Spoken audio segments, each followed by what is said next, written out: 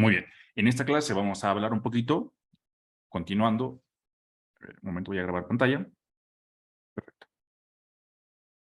Continuando con este curso de análisis y diseño de estructuras en concreto reforzado, el día de hoy vamos a ver un tema que es el análisis de carga, según el código AS722 y el ASI 31819. Entonces vamos a primeramente ver qué tipos de cargas interactúan en nuestra estructura.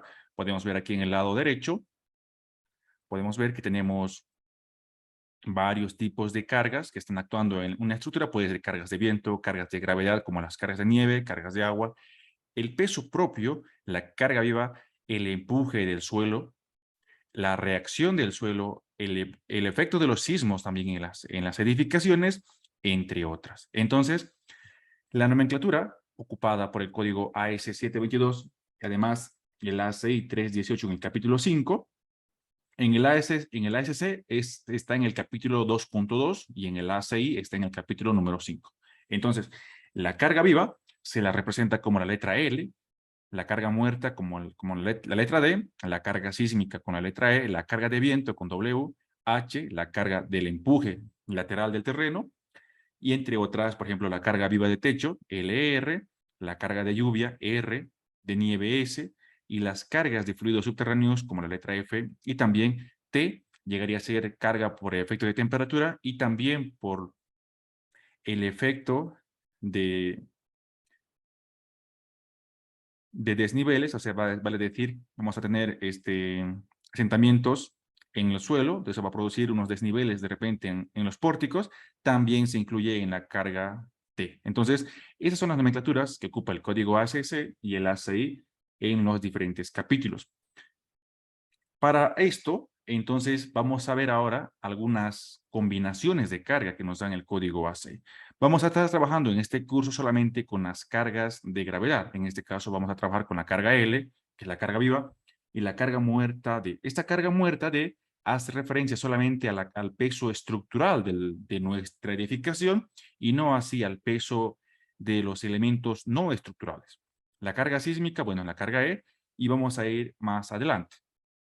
Vamos a trabajar en este caso solamente con las cargas de gravedad. Esas cargas de gravedad se pueden dividir en las cargas muertas, que llega a ser cargas que no van a variar a lo largo del tiempo, y las cargas vivas o cargas variables que van a variar a lo largo de la vida útil de nuestra estructura. Entonces, en las cargas muertas podemos subdividir en dos partes. Primeramente, el peso propio de la estructura, que vamos a nombrarlo como la letra D, es el peso netamente que sale del peso estructural, es decir, el peso de las columnas, de la losa, de las vigas, de las escaleras, etcétera. Todos los elementos estructurales que componen nuestra edificación tienen su peso y eso es D. Por otro lado, tenemos la carga muerta no estructural, que yo lo voy a nombrar como DNE. Esa carga muerta no estructural hace referencia pues a los elementos que no van a variar en el tiempo, pero no son estructurales. Por ejemplo, los muros, el contrapiso, el piso, los revoques, el enlucido de los techos, el enlucido de las paredes, las cerámicas, etcétera. Entonces, todo esto va a ir en la carga muerta no estructural. Ahí mismo también va a estar contemplado lo que llega a ser el peso de las instalaciones sanitarias, el peso de las instalaciones eléctricas y todo aquel peso muerto que esté en la estructura, pero no forme parte que no sea un elemento diseñado a resistir esfuerzos, simplemente que esté ahí por adorno o por estética o por un muro que va a dividir un ambiente. Entonces, todo eso componen a la carga de. Por otro lado, las cargas variables, estas van a variar a lo largo del tiempo. Tenemos a la carga viva, que es la carga L, la carga viva de servicios, esta carga viva L, que bueno, va a ser la carga que vamos a estar ocupando, es decir, la carga para la que se diseña, ¿no? Vale decir que van a ser el peso de las personas, el peso de algunos objetos o muebles que se van a estar moviendo a lo largo del tiempo, todo eso va a contemplar la carga L. La carga de lluvia R, bueno, esa es la carga de lluvia que va a afectar netamente a los pisos de arriba, la carga de nieve que es S, y la carga de techo LR. Todas estas son cargas de gravedad, y hemos dividido en color verde las cargas vivas que pueden variar a lo largo del tiempo, y las cargas muertas que no van a variar a lo largo del tiempo. Bueno, vamos a ver un poco acerca de las combinaciones de cargas. Entonces vamos a primeramente hablar algo acerca sobre las combinaciones de carga, ¿no?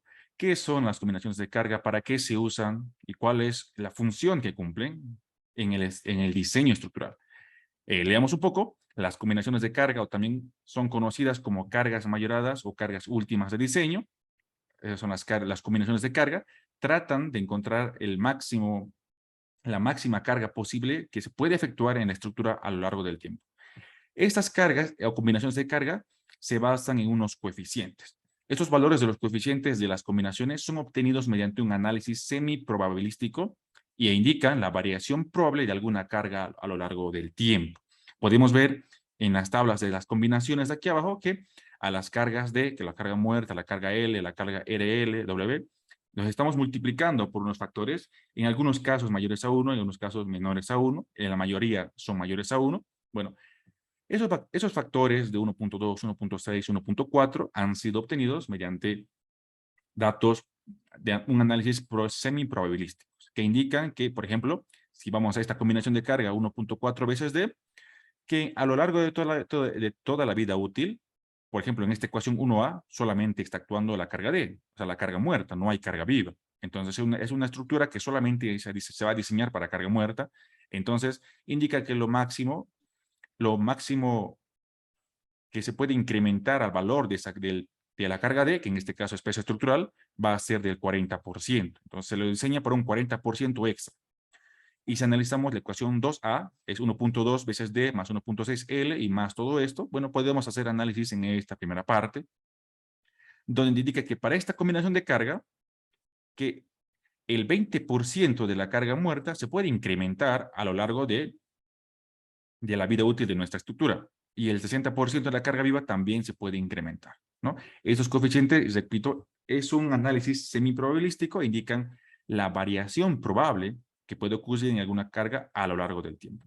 Estas combinaciones de cargas llevan a la estructura a un estado crítico de cargas a las que se podría estar sometida la estructura y así aumentar la seguridad del diseño. Si es que nosotros diseñamos para una carga pura muerta y una carga pura L, o sea, sin esos valores, sin incrementar sus valores, entonces, cuando nosotros a la estructura le colocamos una sobrecarga extra, como carga viva o como carga muerta, porque muchas veces se hace una modificación en el diseño, una escalera no existía, ahora colocamos una escalera extra, o a veces no había unas paredes por ahí, y ahora hemos puesto más paredes de separación de ambiente, entonces se está incrementando el valor de la carga muerta, sea estructural o no estructural. Entonces, puede que eso suceda y si es que nosotros diseñamos sin incrementar esos valores, pues la estructura va a fallar. Vamos a ver qué nos dicen los códigos, el AS 722 y el ASI 31819. El AS 722, en el apartado 2.3, nos da las combinaciones de esfuerzos de diseño y en el apartado 2.3.1 nos dice combinaciones básicas. Vamos a estar trabajando con estas combinaciones básicas que son las que nos interesan, ¿no? La primera combinación es 1.4 veces D, donde se diseña una estructura sin tener en cuenta la carga viva. O sea, una estructura netamente que va a estar ahí parada, sin resistir o sin tener en cuenta que va a actuar ahí una carga viva, es decir, una estructura que no se va a usar, se puede decir. La segunda combinación es 1.2 veces D más 1.6 L, que seguramente esta es la más conocida de todas, y aquí tenemos un factor de 0.5 de la carga LR más 0.3 de la carga de nieve S y 0.5 R. Entonces aquí vemos que dice OR, que indica que usaríamos cualquiera de estas, 0.5 LR o 0.3 de S o 0.5 de R, pero no así la suma de los tres. Estos no se suman.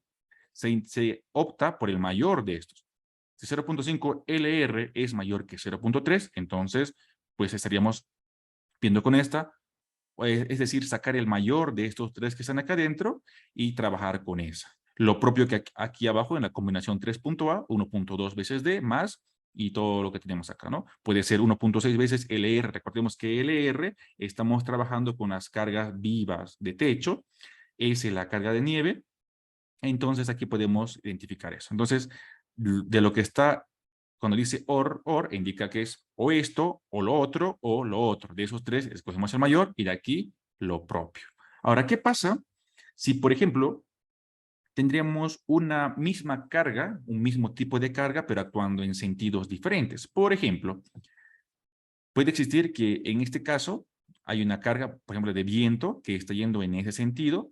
Bueno, la de viento es un análisis muy diferente. Podemos optar por otro tipo de carga. Por ejemplo, bueno, hagamos de cuenta que hay una carga que está en sentido de la gravedad y otra carga que está en el sentido opuesto al de la gravedad, ¿no? Es el mismo tipo de carga. Puede ser la carga viva, la carga muerta, algún tipo de carga, pero que estén en, en sentidos diferentes. En ese caso, lo que se debe hacer es tomar en cuenta ese signo, hacer la suma de esos y, bueno, va a predominar el mayor, ¿no es cierto? Además, si por ejemplo, aquí vemos que hay diferentes tipos de carga, por ejemplo, en la 2.A está trabajando la carga D y la carga L y otros tipos de cargas más. Ahí también hay que tomar muy en cuenta el signo, ¿ya? Hay que tomar muy en cuenta el signo. Por ejemplo, aunque no es muy probable que la carga viva actúe hacia arriba, ¿no? Porque siempre actúa en sentido de la gravedad, pero si abre una carga de tipo L que actúa hacia arriba, entonces se coloca como negativo, ¿ya? Pero esto nunca tiene que ser obviamente menor a cero, ¿no? Eso es lo que indica el código AS6722 si es que hablamos, si es que revisamos un poquito más el 2.3.1. Por lo general, va a ser muy raro cuando aparezcan cargas negativas. Entonces vamos a estar trabajando tal cual está en esta base. Si es que vamos a la ACI 31819, vamos a ver que nos encontramos con los mismos tipos de cargas, o sea, las mismas combinaciones. ¿Por qué es esto? Bueno, porque el ACI, las tablas que saca el código ACI, los obtiene del código AS722.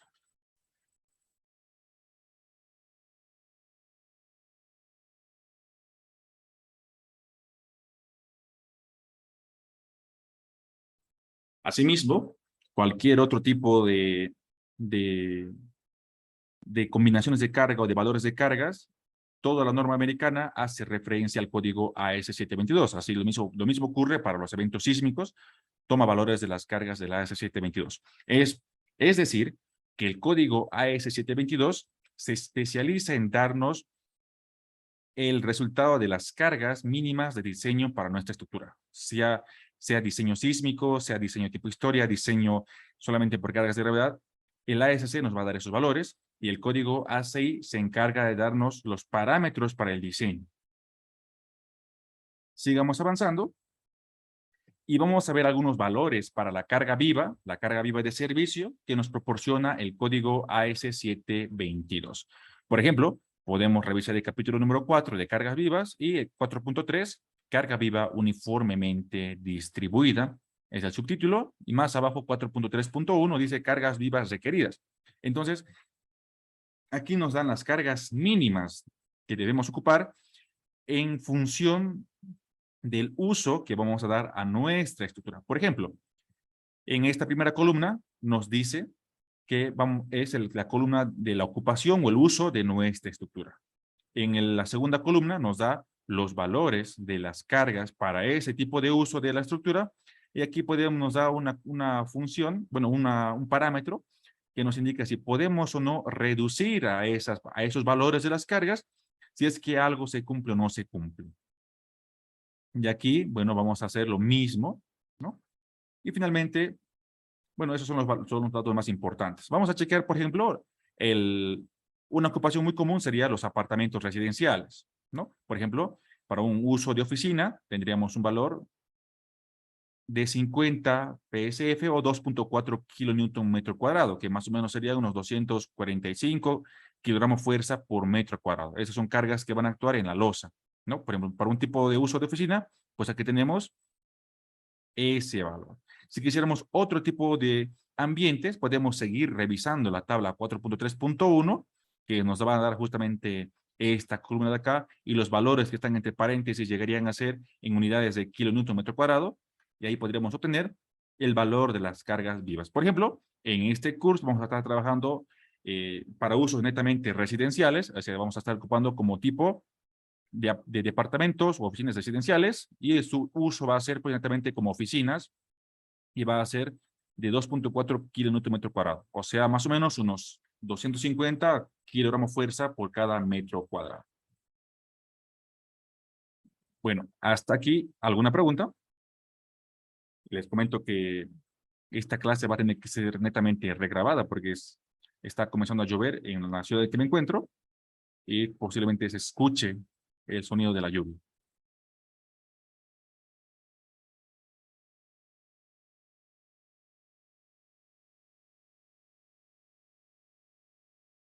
Bueno, continuaremos.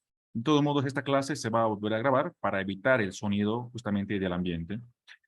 Vamos a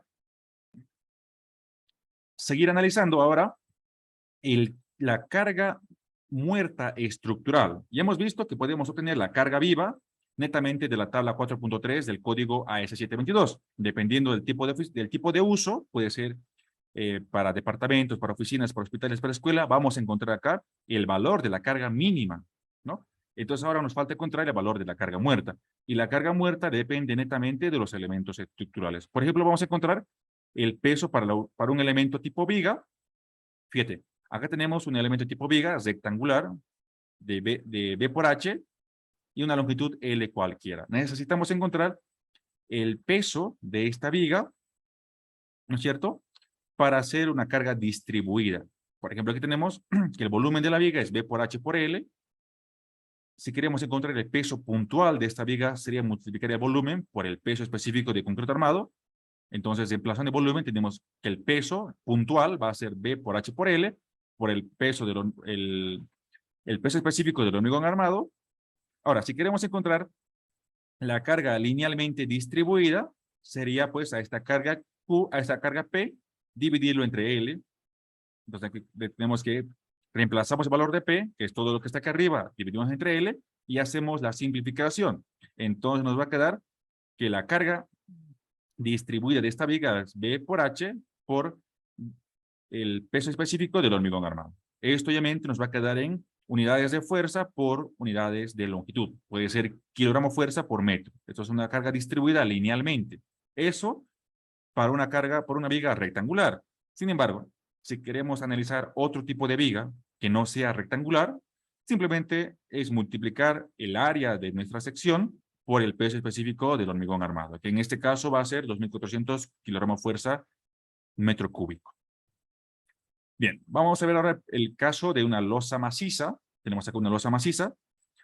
Queremos encontrar esto, en este caso, el peso distribuido, pero por unidad de superficie, porque la losa es, pues, es un elemento que su carga va a ser por unidad de superficie. La viga por unidad de longitud, esto por unidad de superficie. Elegimos una losa cualquiera de secciones de lado L1, L2 y de una altura H. El volumen de este elemento va a ser L1 por L2 por H. No nos importa cuánto vale L1 ni L2 ni H. Bueno, H sí. Volumen L1 por L2 por H. Si quisiéramos el peso puntual de esta losa, de esa porción de losa, sería el volumen multiplicado por el peso específico. Entonces sería L1 por L2 por H y por el peso específico del hormigón armado. Ahora, si queremos encontrar la carga distribuida en toda esta área, en el área L1 por L2, sería dividir el valor de P entre el área que estamos considerando. Entonces, P dividido entre A sería P es todo esto, lo copiamos arriba, y el área en el que estamos distribuyendo es L1 por L2. Simplificamos, y la carga por unidad de superficie es H por el peso específico del hormigón armado. Esto nos va a dar, entonces, el peso estructural de esta losa maciza por cada metro cuadrado, ¿no? H en metros y la densidad también colocamos en kilogramo fuerza por metro cúbico y tenemos unidades de fuerza entre unidades de superficie. Bien, hemos visto ahora el tema de la losa maciza. Ahora vamos a chequear el tema de la losa nervada en una dirección. Entonces, para esto, las losas nervadas se ven de ese estilo, ¿no es cierto? Se ven de esa manera las losas nervadas. Vamos a elegir una porción de esa losa nervada, es decir, un elemento tipo T de esa losa nervada. Entonces, aquí sacamos esa porción y vemos que la parte azul representa, pues, a los casetones, ¿no? A los casetones que pueden estar ahí, que después se retiran y muchas veces también se lo dejan. Lo que importa es la parte en color plomo que representa el hormigón. Entonces, el hormigón, esta viga T tiene en su espesor del alma, BW, y el ancho de los casetones, X y X. Pero ese ancho de los casetones es la mitad de los casetones, porque el casetón va desde acá hasta acá. Voy a marcar esta parte. El casetón viene desde acá hasta acá, ¿no es cierto? Voy a cambiar de color, por ejemplo, a un rojo. Bueno, repito que el casetón va desde acá hasta acá. Todo eso llega a ser el casetón. Sin embargo, ese valor de X es la mitad del casetón. ¿Ya? Es la mitad de todo nuestro casetón. Sigamos. Entonces vamos a encontrar el peso de la estructura en función de esas variables de X, de W, de HB, que es la altura del alma, y HF, que es la altura del patín, ¿no? Altura del ala de acá arriba. Sacamos primeramente el área de la sección. El área de la sección llegaría a ser BW por HB, nos da el área de esta parte del alma, y más HF por todo esto que está acá, nos daría el área del ala. En este caso, la parte de arriba es BF, pero podemos expresarlo como X y más BW, justamente lo que tenemos aquí, ¿no? HF por 2 veces X más BW. Eso llega a ser el área de la sección. Ahora, el volumen de la sección llegaría a ser a todo el área multiplicar por alguna longitud de nuestra viga T o de nuestra losa nervada en una dirección. Entonces, aquí tenemos el volumen, reemplazamos, aquí tenemos el volumen ya reemplazado todo, y ahora, si quisiéramos encontrar el peso puntual, simplemente al volumen lo multiplicamos por el peso específico del concreto reforzado, de concreto armado, reemplazamos todo, tenemos esta expresión, que es el peso puntual, pero ahora queremos encontrar la carga por unidad de superficie. Entonces, queremos hacer actuar esta carga, queremos ver cuánto es el peso de la carga por cada metro. Entonces, dividimos a esta carga puntual P entre el área de la losa que estamos considerando. Pero como estamos eligiendo solamente un nervio para ese análisis, entonces, ese área tiene que ser, pues, netamente esa de acá. De acá hasta la mitad de acá, hasta la mitad de acá, hasta acá y hasta acá. Ese es el área de la losa que estamos considerando, ¿cierto? Entonces, por eso dividimos entre toda esta parte que estaba acá. Estamos eligiendo, digamos, podría ser esta de acá. Esa es una porción de la losa, ¿no es cierto? Vamos a dividir entre toda esa área de ahí. Ese área sería X más BW, sería el lado de acá, y la profundidad sería L. Entonces dividimos entre 2 veces X más BW por L. Ese es el área en la que está actuando.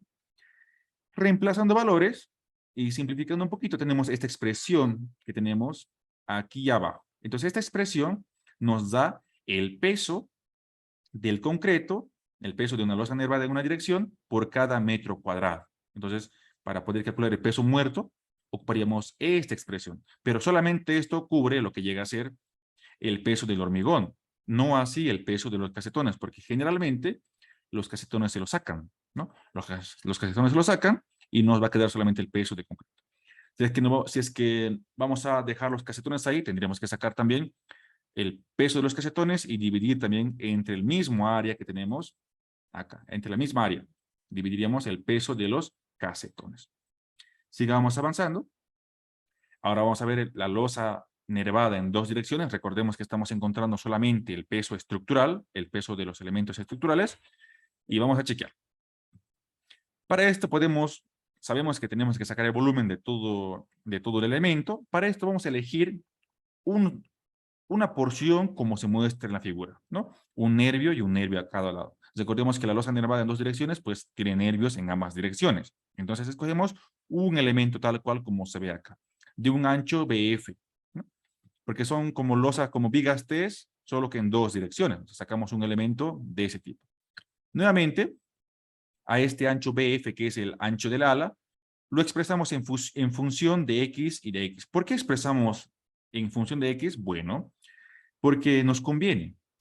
No es algo obligatorio, pero nos conviene para no olvidarnos que este BF, que es el ancho de la viga T, el ancho del ala, depende de los anchos de los casetones. Podemos decir, cuando hagamos el diseño, podemos decir, necesitamos un valor de BF y podemos escoger, por ejemplo, 75 centímetros, pero no sabemos si esos 75 centímetros es posible encontrar en el mercado.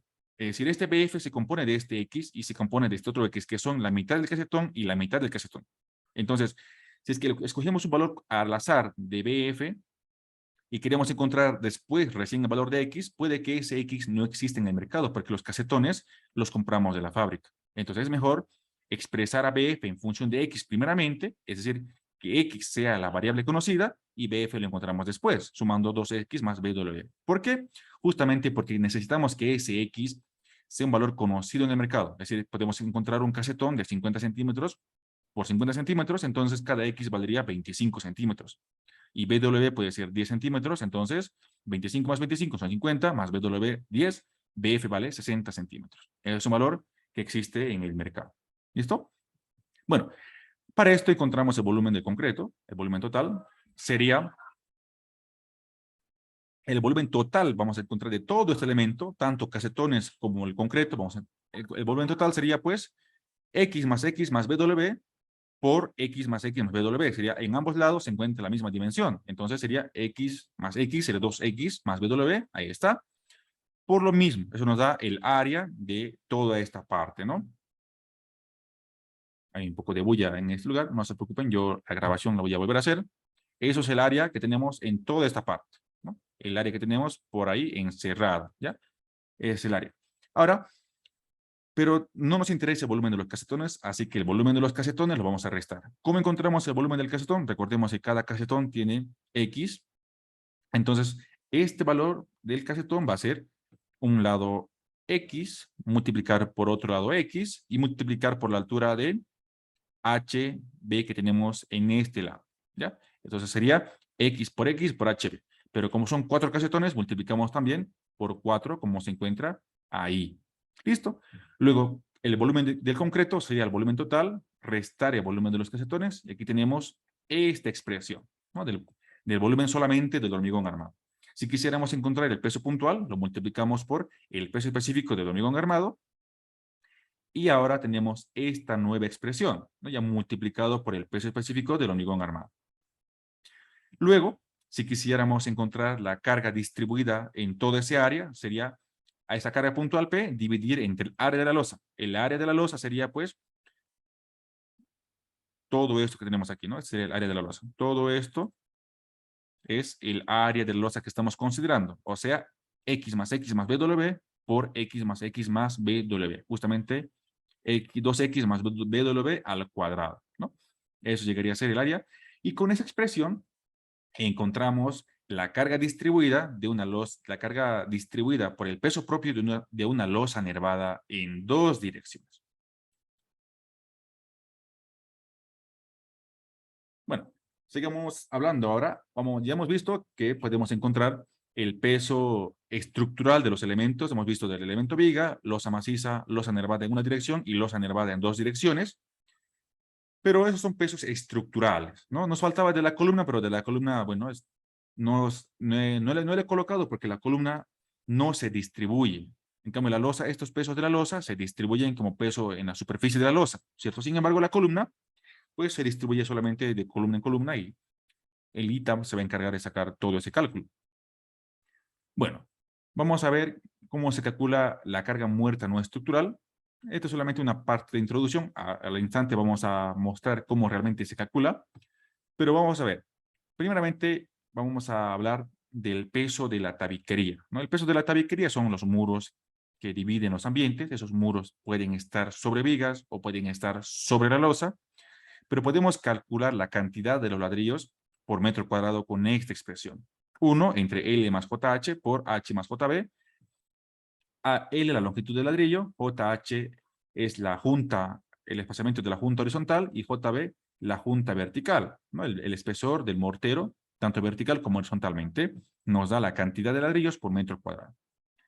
Aquí hay un ejemplo para un ladrillo de 6 huecos con un armado tipo tabiquería. Entonces la longitud es de 25 centímetros, la altura 15, el espesor del mortero va a ser de 2 centímetros y con eso nos da que 21 ladrillos entran en un metro cuadrado de muro para un armado tipo tabique, ¿no? Porque puede ser armado tipo soguilla, puede ser un armado de tipo, por ejemplo, para resistir cargas estructurales, los muros ya de muros justamente que están hechos para resistir cargas, son más espesos, el armado es diferente, por ejemplo, acá como este, ¿no? Entonces ahí la forma de calcular ya varía.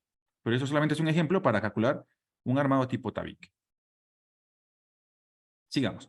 ¿Qué más entra como carga muerta no estructural? Por ejemplo, entra la carga de revoque, que podemos encontrar su peso como al espesor del revoque, multiplicarlo por el peso específico del yeso, que es el revoque.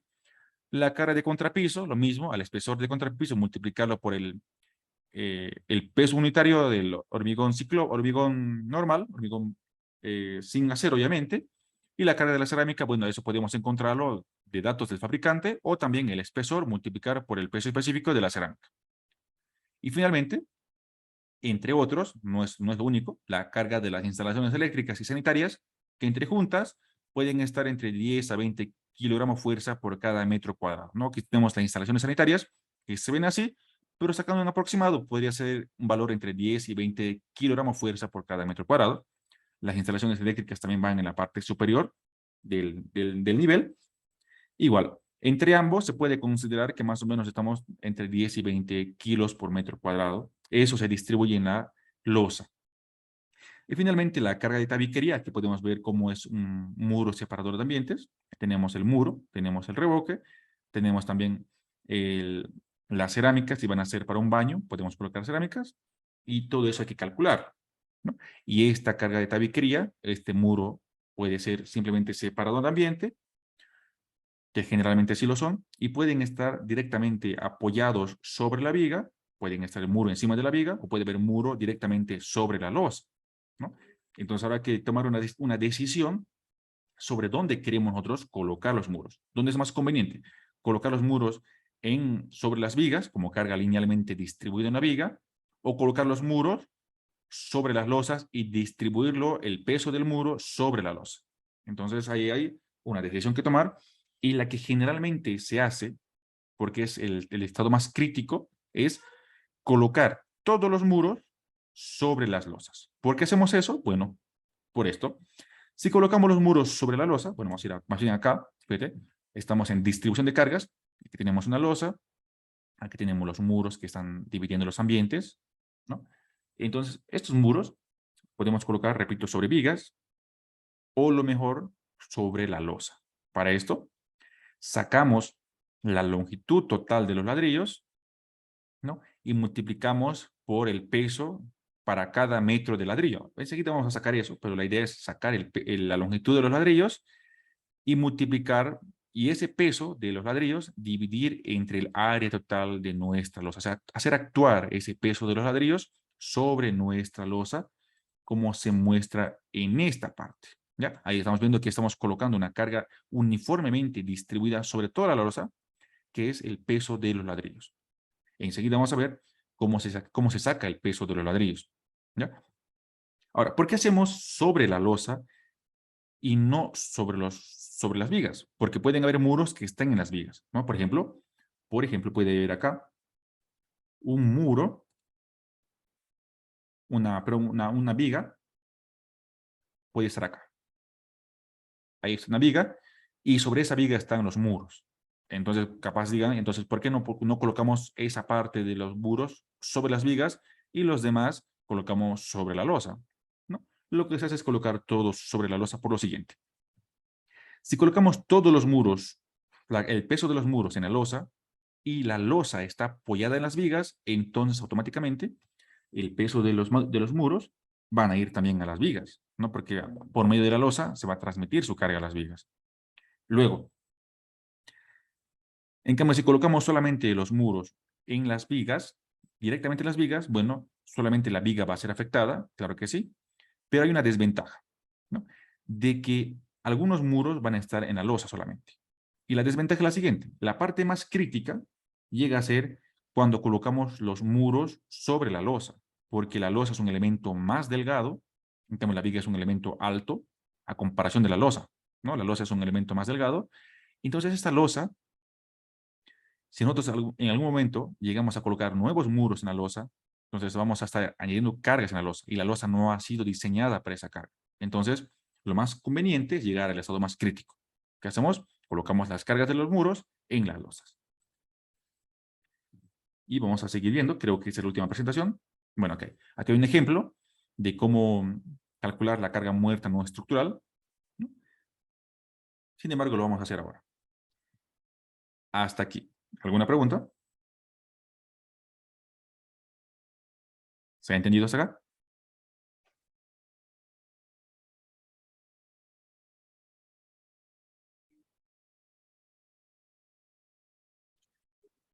Muy bien. Sigamos entonces ahora con la siguiente parte. Bien, muchas gracias. Bien, vamos a encontrar ahora el peso de la tabiquería. Vamos a encontrar cuánto realmente es el peso de la tabiquería. Entonces, para esto, esta planilla la van a tener ustedes disponibles, ¿ya? Primeramente, necesitamos, esto es solamente para un muro, para los muros que son separadores de ambiente, es decir, para muros tipo tabique, ¿no? Muros tipo tabique, ¿ya? Muros separadores de ambiente. Cuando los muros están justamente de esta forma, los ladrillos están expuestos de esa manera, ¿ya? Para eso, esta planilla va a funcionar. Si es para otro tipo de configuración de los muros, de los ladrillos, entonces ya no funcionaría y tendría que hacer otra planilla. Más que todo para encontrar la cantidad de ladrillos. Comencemos. Primeramente necesitamos el valor de los datos del ladrillo, en este caso L25, la longitud del ladrillo, la altura del ladrillo va a ser 15 centímetros, el lado ancho del ladrillo va a ser 10 centímetros, y la junta vertical y horizontal del hormigón, es decir, el espaciamiento entre ladrillo y ladrillo, va a ser de 1,5 centímetros para cada lado. Necesitamos el peso de cada ladrillo. Esto lo obtenemos de los datos del fabricante del ladrillo, y si no obtenemos, bueno, podemos pesar nosotros mismos y entre unos 10 ladrillos más o menos y sacar el promedio y ver cuánto es su peso. Entonces, eso va a ser conocido. Ahora, necesitamos el peso específico del mortero, que es justamente para unir los ladrillos. Generalmente está entre 2000 y 2150 kilogramos, kilogramo fuerza por metro cúbico. En este caso, yo voy a colocar 2080 kilos por metro cúbico. Es el peso específico del mortero solamente. Calculamos la cantidad de ladrillos con la expresión que ya hemos visto. Luego, a esta cantidad de ladrillos, recordemos que esto es para un metro cuadrado de muro. Esto es para un metro cuadrado de muro. Entonces, vamos a ver cuánto pesa ese metro cuadrado de muro. Entonces, como ya tenemos la cantidad de ladrillos y conocemos el peso para cada ladrillo, multiplicamos a la cantidad de ladrillos por el peso de cada ladrillo y el peso total de los ladrillos por un metro cuadrado de muro, estamos hablando de muro, es de 64 kilogramos fuerza por cada metro cuadrado de muro. Bueno, ahora vamos a ver eso innatamente de los ladrillos. Vamos a ver ahora el peso de los morteros. Entonces, en este caso vamos a calcular el volumen del mortero que tiene un ladrillo. Vamos a ocupar esta ecuación, que ustedes la pueden deducir tranquilamente viendo esta gráfica, ¿no? En función de JB y JH, pueden ustedes calcular cuánto es el volumen para cada ladrillo. Ya está aquí la expresión, es 0,001 metro cúbico de mortero que ocupa cada ladrillo. Y luego, bueno, aquí mis vecinos están haciendo una fiesta. Bueno, el volumen de los morteros podemos calcularlo por lo siguiente. Recordemos que ya tenemos el volumen para un mortero, para un ladrillo, multiplicamos por la cantidad de ladrillos. Entonces, esto nos da el volumen total de mortero para un metro de muro, ya por un metro cuadrado de muro.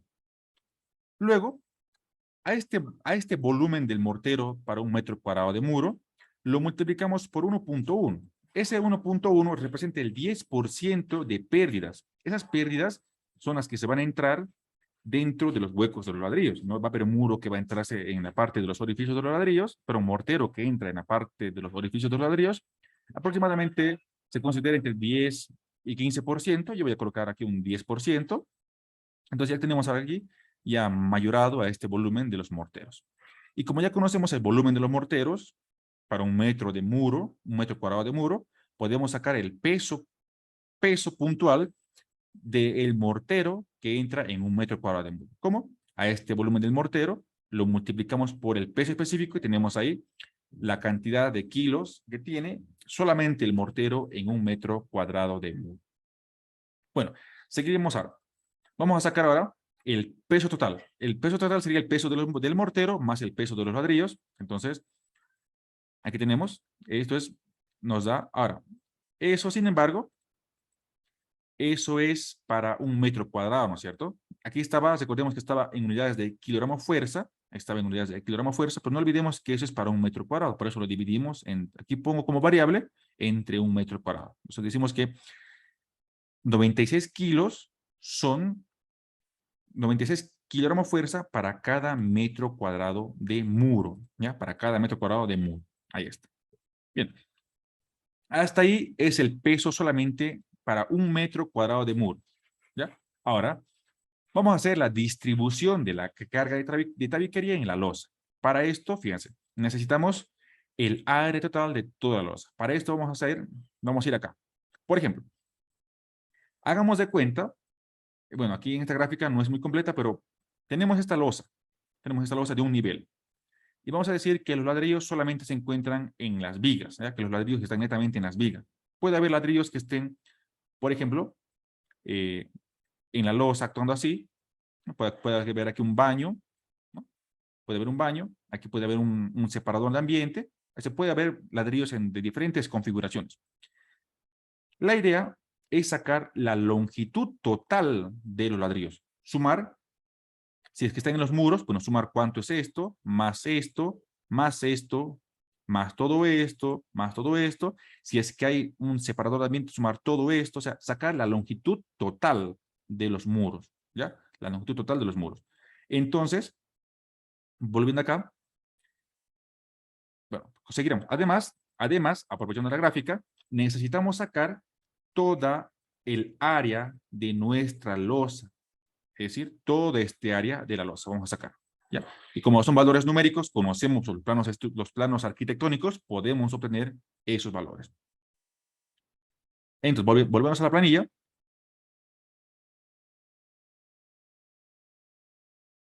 Aquí decimos, ok, el área de la losa. ¿Cuánto es el área total de la losa en ese piso? Entonces, en este caso, vamos a decir que todo el área es de 221 metros cuadrados. Y eso lo podemos obtener de acá, ¿no? ¿Cuánto sería el área total? Bueno, sería 4 más 5 más 4 son 913 por 6 más 5 más 6, que son 6 más 6, 12 más 5, 17. Entonces, puede ser multiplicar toda esta base por la altura de que está aquí arriba y tenemos todo el área de nuestra losa. Vamos a decir que en este caso son 221 metros cuadrados de losa, ¿ya? Y la longitud de los muros, vamos a decir que la suma de todos los muros dan 104 metros, ¿ya? La longitud total de todos los muros. Además, necesitamos saber cuánto es la altura del muro. En este caso, 2.8 metros es la altura del muro, ¿ya? Aquí dice llenar estos valores porque estos son valores que nosotros debemos colocar. Esos valores son todos conocidos que dependen de la geometría del ambiente que estamos diseñando. Entonces, ¿cómo sacamos? Recordemos que teníamos el peso para cada metro cuadrado de muro. ¿Lo ve? Peso usted. Ahora vamos a calcular el área total de los muros. El área total de los muros. ¿Cómo sería? La longitud del muro multiplicar por la altura del muro. ¿No es cierto? Eso nos da el área total del muro. Entonces nos da que tenemos 291 metros cuadrados de muro, ¿ya? De muro. Entonces ya tenemos todo el área de los muros. Además, recordemos que conocemos cuánto es el peso para cada muro. Entonces, el peso total de todo el muro sería este valor, que es el peso para cada metro cuadrado, multiplicar por este valor. Eso nos va a dar el peso total de todo el muro. ¿Qué hacemos? Decimos ahora, la carga de tabiquería va a ser igual a que al área total de los muros, justamente que es esto, multiplicado por el peso para cada metro cuadrado de muro. Y eso lo dividimos, ya tenemos todo el peso de los muros, entre el área de la losa, y eso nos da 127. En este caso, para esos datos que yo he puesto acá, que no corresponden a un diseño real, yo lo he puesto solamente aquí para hacer el ejemplo, nos da 127.3 kilos por metro cuadrado. Esta es la carga que se debe proporcionar sobre la losa, o sea, la carga que tenemos que añadir en las losas para representar las cargas de los muros. ¿Ya? Esto de acá voy a borrar. Luego, ahí no acaba todo, esto solamente es del muro y el mortero. Recordemos que esto solamente es la carga que proporciona el muro más el mortero. Vamos a ver.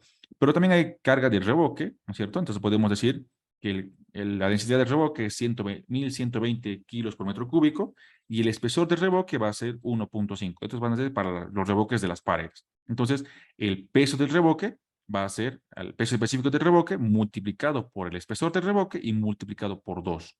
¿Por qué por 2? Porque se revoca a ambos lados del muro. Pues por eso vamos a multiplicar por 2 para considerar justamente eso. Entonces, el peso del revoque solamente del revoque va a ser de 33.6 kilogramos fuerza por cada metro cuadrado de muro. Esto es por cada metro cuadrado de muro. Eso es el peso que tiene solamente el revoque de yeso. Ahora, estamos considerando que esta es la densidad. Si fuera revocado netamente con hormigón, con mortero, entonces este valor va a cambiar, por ejemplo, a 2100, ¿no?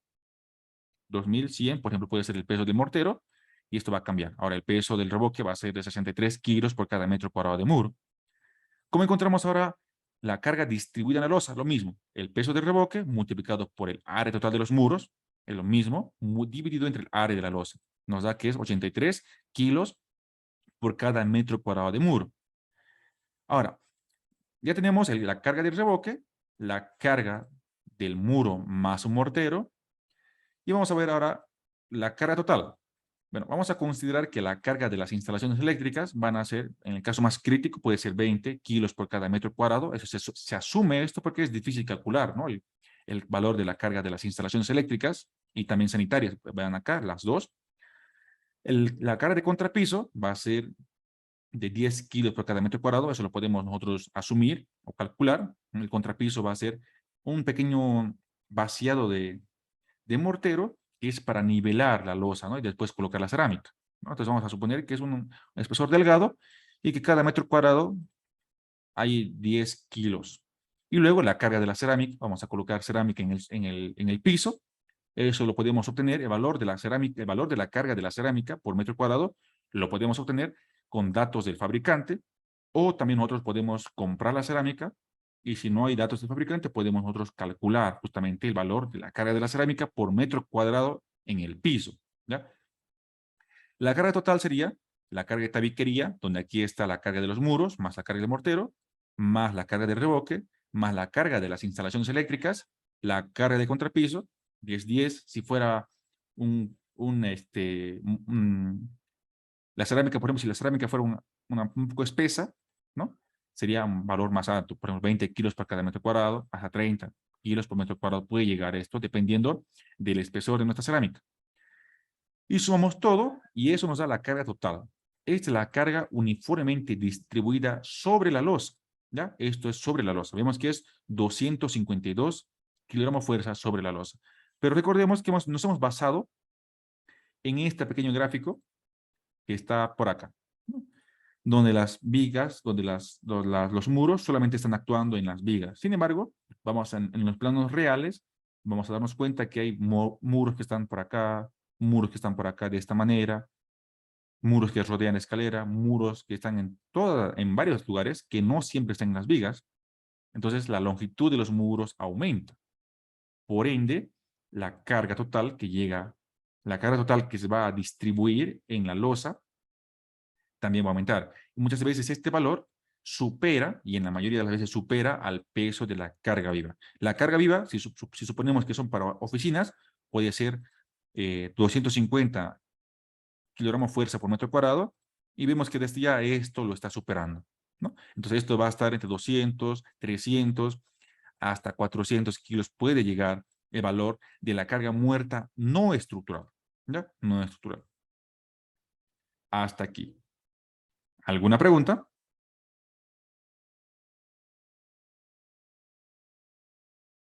¿Se ha entendido cómo hicimos este cálculo?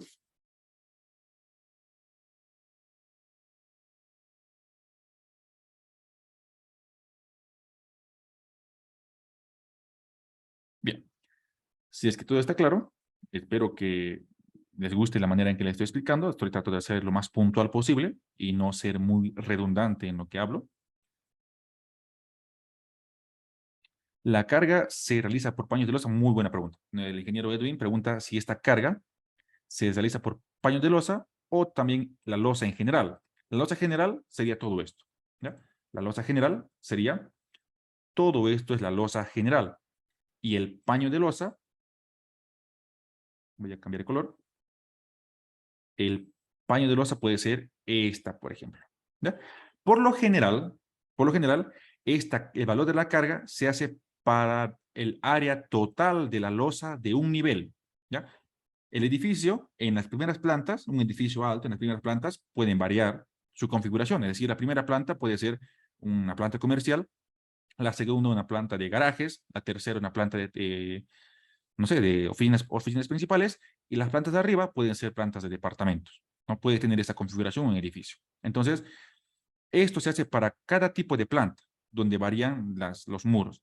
Si a partir del piso 4 hasta el piso 20 todos los niveles se repiten, entonces para todos esos pisos se aplica la misma carga. Pero si los muros, especialmente los muros, el área de la losa, etcétera, la configuración del nivel, ¿no? Hablando de muros y área de losa, varía, entonces se hace un análisis propio para cada nivel con el mismo criterio, ¿ya? Con el mismo criterio. Ahora, basándonos más en tu pregunta, ¿ya? Muchas veces, ¿ya? Cuando los muros no son concentrados, es decir, los muros no se concentran en un solo lugar, vamos a suponer que en esta gráfica que estoy mostrando, en todas las vigas hay muros. Pero ¿qué tal si solamente en esta partecita se encuentran muros extras? Vamos a ir por ahí, otro muro para acá, otro muro aquí, aquí está el ascensor, bueno, hay un muro al lado del ascensor, acá hay un muro que divide este ambiente y un baño y una ducha por ahí, ¿no? Entonces vamos a ver que en esta zona los muros se están concentrando más.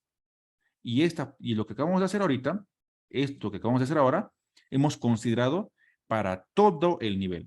Esto es para todo el nivel, ya para la losa en general. En cambio, si es que vemos que los muros están muy concentrados, entonces se puede decir que no está bien sacar una carga uniforme para toda la losa, porque en realidad esta zona recibe más carga por el muro, ¿no? ¿Qué se hace? Bueno, en este caso, cuando vemos que no es a simple ojo, no está bien sacar una carga uniforme para toda la losa, entonces se trabaja por secciones representativas. Por ejemplo, yo puedo decir lo siguiente, ok, voy a agarrar toda esa zona y hacer un análisis diferente solamente para esa zona, porque en esta zona hay muchos más muros que en los demás lados. Lo saco la longitud de los muros de todos los muros que están en esa zona y lo divido entre el área total que encierra en color verde. Entonces, para esa zona, la carga va a ser mayor. Y luego, para la otra zona, donde no varían muchos, donde ya se puede decir que se puede sacar tranquilamente un promedio, entonces, para la demás zona que está aquí arriba y esto que está aquí abajo, entonces lo hacemos en uno solo. Entonces, vamos a tener dos cargas. Para estos paños de arriba, va a tener una carga menor y para los paños que están concentrados, van a tener otro valor. ¿Se ha entendido? No, no confundamos, ¿ya? Aquí hay un mensaje del ingeniero Carlos. Dice, ¿el peso del muro puede considerarse? No. Aquí no consideramos el peso del muro. ¿Por qué? Porque el muro, el ascensor, bueno, hay una pregunta, dice, el peso del muro de ascensor, ¿también se puede considerar? La respuesta es que no. ¿Por qué no se considera el peso del muro de corte? Se llama muro de corte del ascensor, porque el muro del corte del ascensor se apoya directamente en la base del edificio, ¿ya? El muro del ascensor se apoya directamente en la base. Ahí está el edificio, aquí está el muro del corte llega hasta la base y aquí tiene su apoyito. Se apoya ahí y se apoya ahí. Entonces, este muro del corte no interactúa con la losa, ¿ya? No interactúa con la losa. ¿Se ha entendido? Ingeniero Carlos, ¿se entiende eso? Exacto. En este caso estamos considerando solamente muros no estructurales, ¿ya?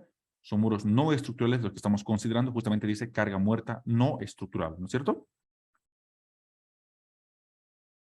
Ya luego el peso propio de la losa, el peso propio de la viga, el peso propio de las columnas y otros elementos estructurales se consideran ya en la carga muerta de que el propio programa, el ITAPS, o manualmente también lo podemos calcular, pero ahora estamos calculando cargas muertas no estructurales y viendo cómo se va a hacer la distribución de esas cargas muertas no estructurales. Bueno, antes de avanzar más, ¿se ha entendido, este ingeniero Edwin, la primera pregunta, que si la carga se realiza por paños de losa? ¿Eso se ha entendido? ¿Quedó claro? Puede activar el micrófono, mejor, es mucho mejor, ¿no? Perfecto. ¿Habrá alguna otra pregunta?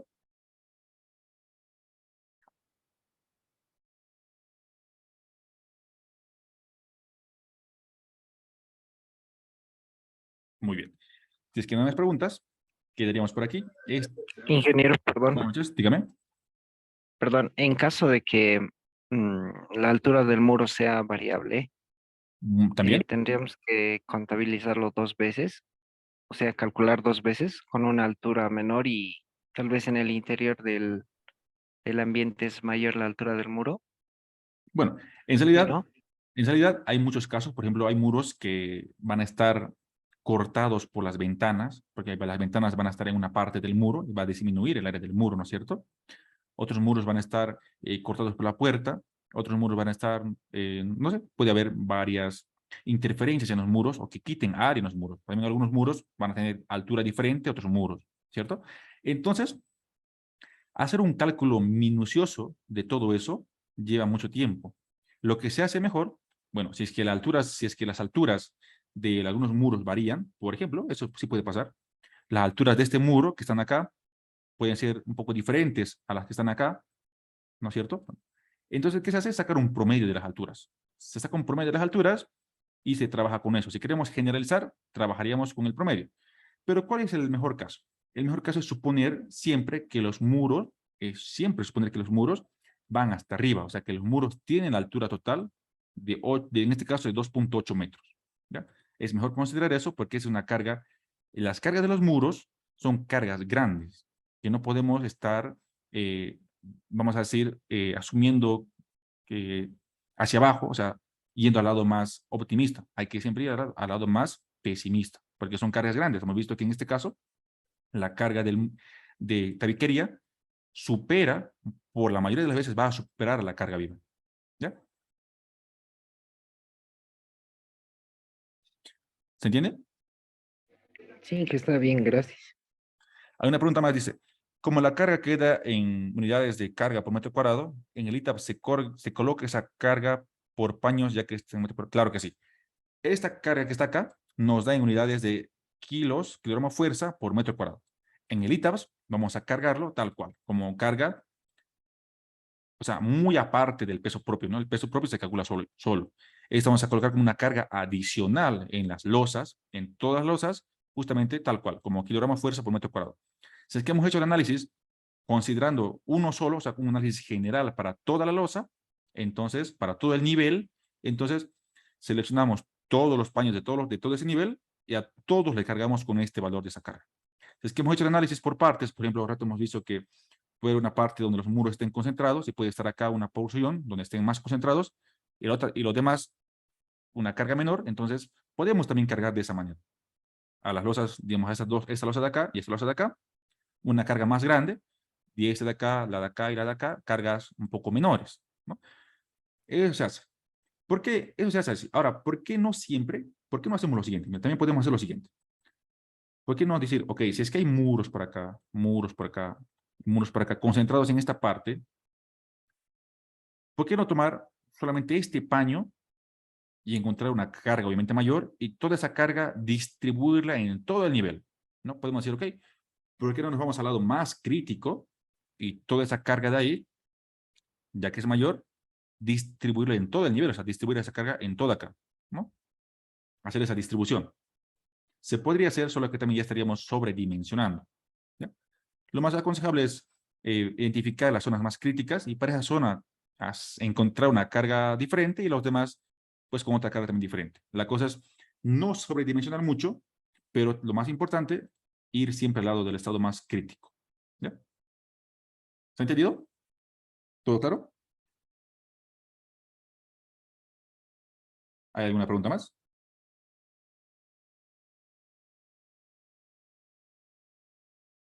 Muy bien. De todos modos, les recuerdo que esta grabación de hoy día va a ser hecha nuevamente para justamente que salga bien, ¿no? O sea, ayer han debido darse cuenta que la grabación de la clase del día de ayer es una grabación nueva, o sea, es una grabación rehecha donde ya se ha corregido algunas interferencias que hubo, se ha tocado todos los temas con tal de que la grabación quede justamente perfecta. ¿Ya?